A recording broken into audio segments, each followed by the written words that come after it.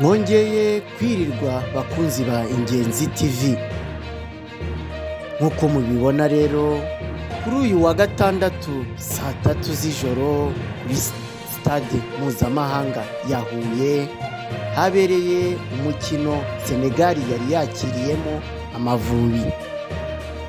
Impamvu Senegal yari yakiriye mu Rwanda ni ukubera ko umukino ubanza u Rwanda narwo rwari rwakiriye muri Senegal nyuma y'ubwumvikane bw'ibihugu byombi.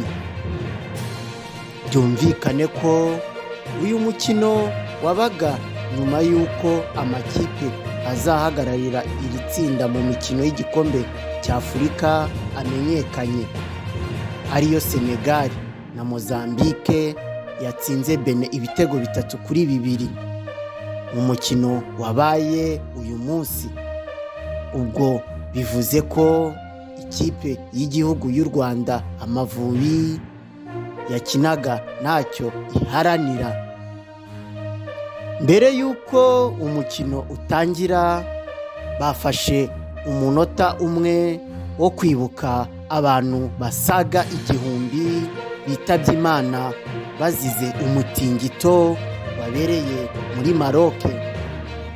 Abakinnyi 11 Senegal yari yabanjemo mu kibuga harimo Pepe Mamadou Sia, Mamadou Sané, Ousmane Diouf, Papa Amadou na Diallo, Samba, Bediba, Mamadou Lamine Kamara, Cheikh Tidiane Sabe na Cheikh Tidiane Sidibe, Pape Demba Diop, Buri Junior Sambu na Chekiu Omar Diallo.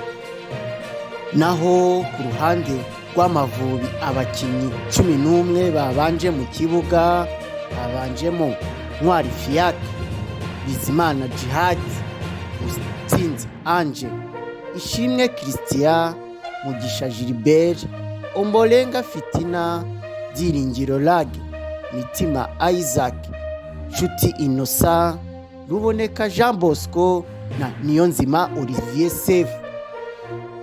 Umukino waje gutangira ku munota wa mbere u Rwanda rutangira rusatira, ni nabwo Djihad yarekuye ishuti rikomeye riragenda rica mu maguru y'umunyezamu, ariko ku bw'amahirwe make rinyura hejuru y'izamu gato.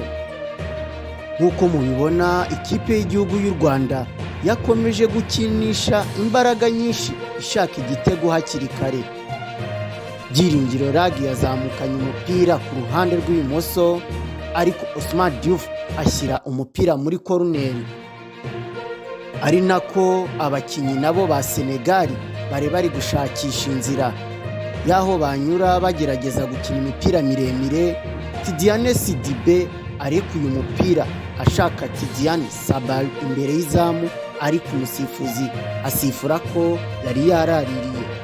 Nibwo nanone ku munota wa 22 Senegal iri gusatira cyane muri iyi minota, Tidiane Sabali yinjiye mu rubuga rw'amahina, ariko agiye kurekura ishuti Ntwari Fiacre ahita amutanga umupira.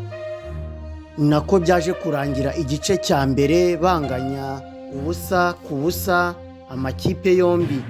Mu gice cya kabiri ibintu byakomeje guhindura isura, Senegal itangiye igice cya kabiri isatira cyane. Pape Demba Diop ari kwinjira mu rubuga rw'amahina buri mwanya, gusa bamyugarira Amavubi bakirwanaho bakura imipira imbere y'izamu.